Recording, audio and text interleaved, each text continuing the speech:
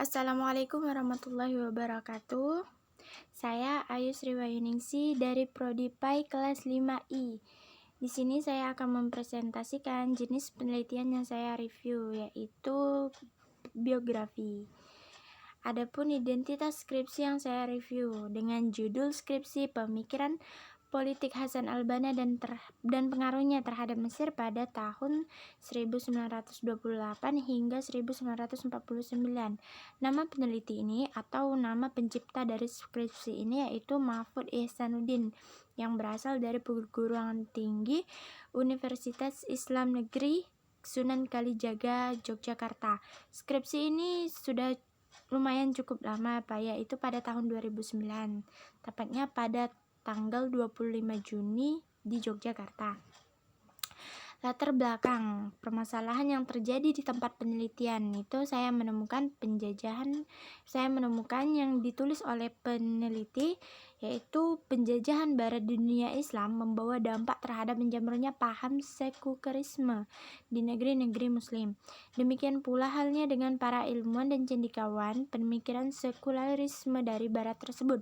Mereka sukarela menjajakan pemikirannya kepada penjajah dan mengatakan bahwa agama itu adalah urusan pribadi. Siapa yang ingin maju, maka tinggalkanlah simbol-simbol keagamaan. Sementara itu, di kalangan gerakan Islam berkembang pemikiran yang parsial seperti terjadi di kalangan Jamaah Al-Ansar As-Sunnah yang lebih mengedepankan sisi akidah.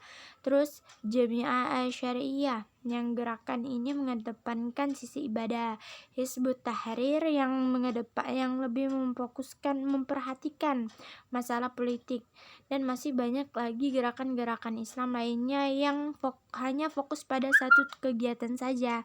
Namun, Hasan al-Banna tidak mau terjebak dalam kondisi seperti itu saat mendirikan gerakan Ikhwanul Muslimin.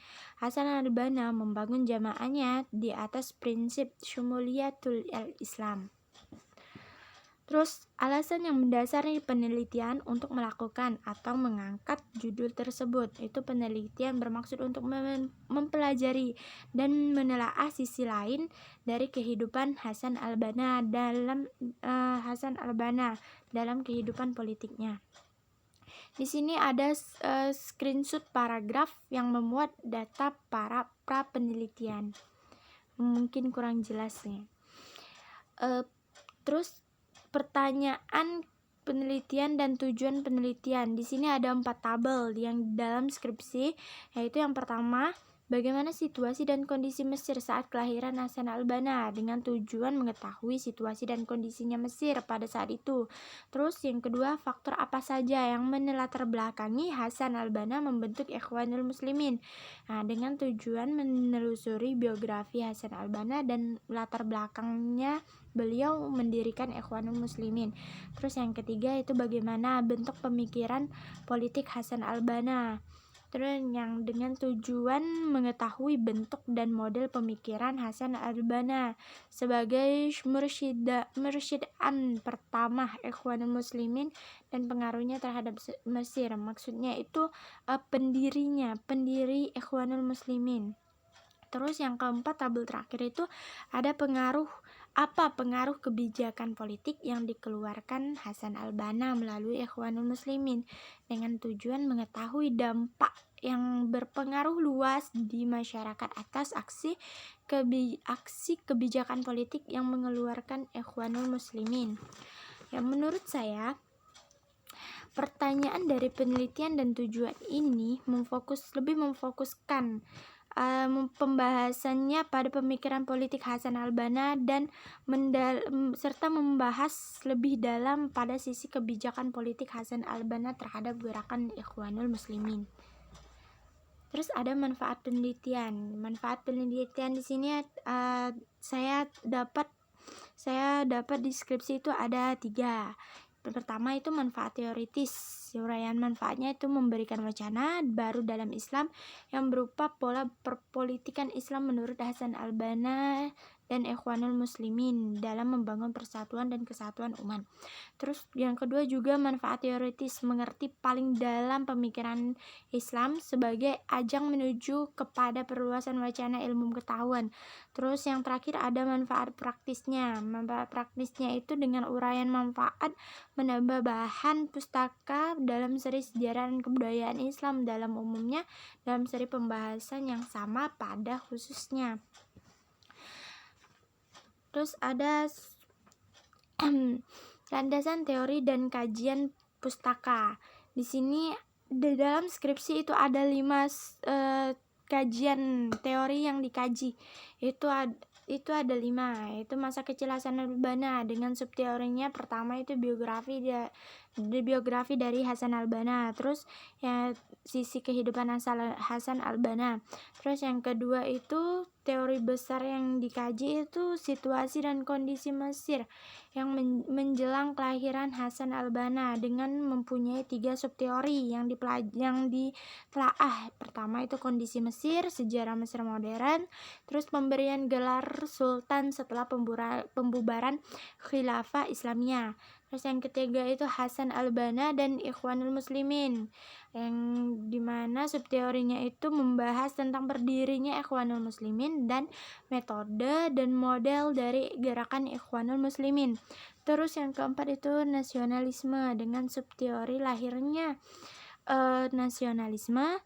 Terus yang kedua diberlakukannya sistem parlementer. Ini fokus dalam pemikiran politiknya.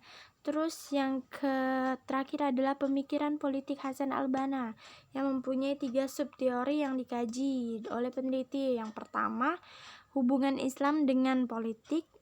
Terus yang kedua, tahapan-tahapan politik menurut Hasan al-Banna. 3, perebutan kekuasaan oleh partai-partai pada saat itu. Di situ juga ada sumber kutipannya dari buku-buku yang itu Muhammad Mahdi Akif yang pertama, terus selanjutnya bisa dilihat di sini.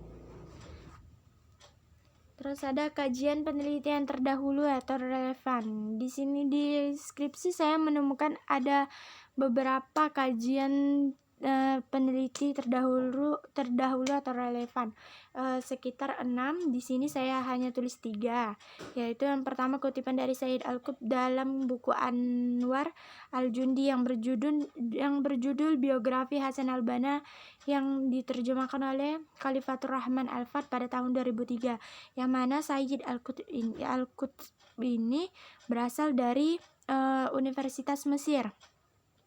Terus yang kedua Taufik Yusuf, yang mana bukunya ini dikembangkan lagi oleh Wahid Ahmadi dan Arwani Amin dengan judul buku Pemikiran Politik Kontemporer Ikhwanul Muslimin Studi Analisis pada tahun 2003. Terus yang ketiga itu Mustafa Muhammad Tahan dengan judul buku Pemikiran Modern Hasan al-Banna pada tahun 2007.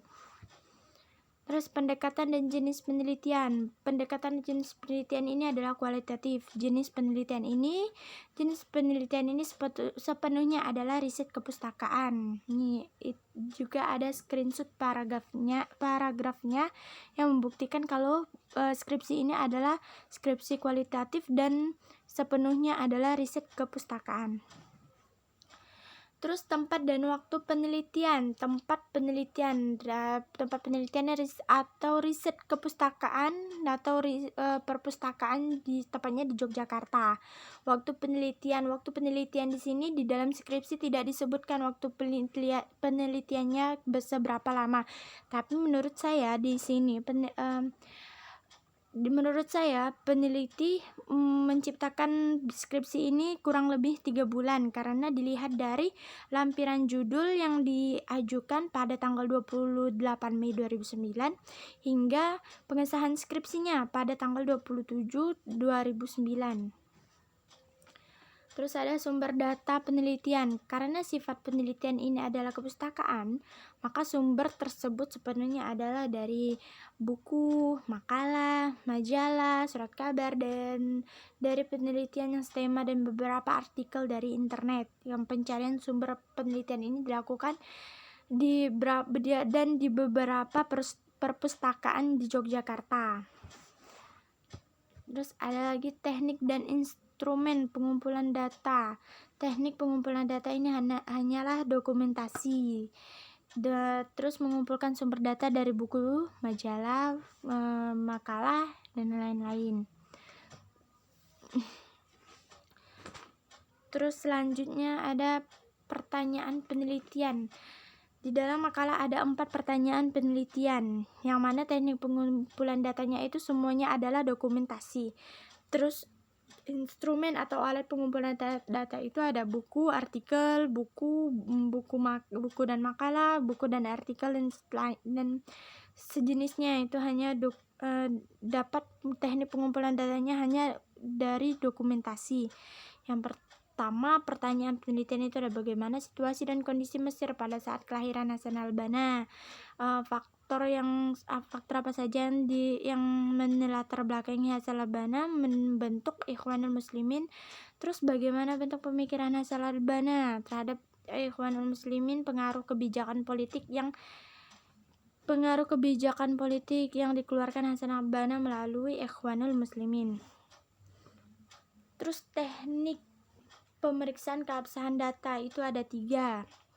Yang saya teliti di skripsi yang saya teliti itu ada 3. Pertama, heuristik, verifikasi, dan interpretasi, yang disebut juga dengan analisis data.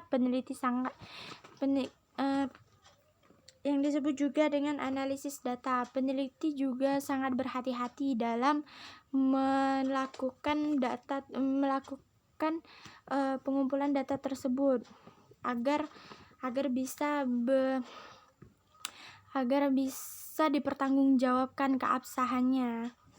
Terus teknik analisis data. Teknik analisis data itu ada 2, historis dan sejarah intelektual.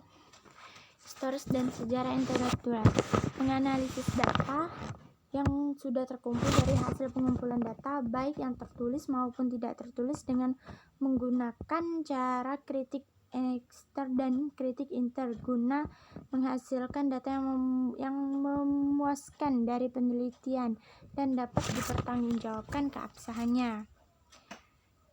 Sampai di sini yang bisa saya sampaikan dan bisa saya jelaskan. Saya tahu kalau kurang lebihnya mohon dimaafkan. Assalamualaikum warahmatullahi wabarakatuh.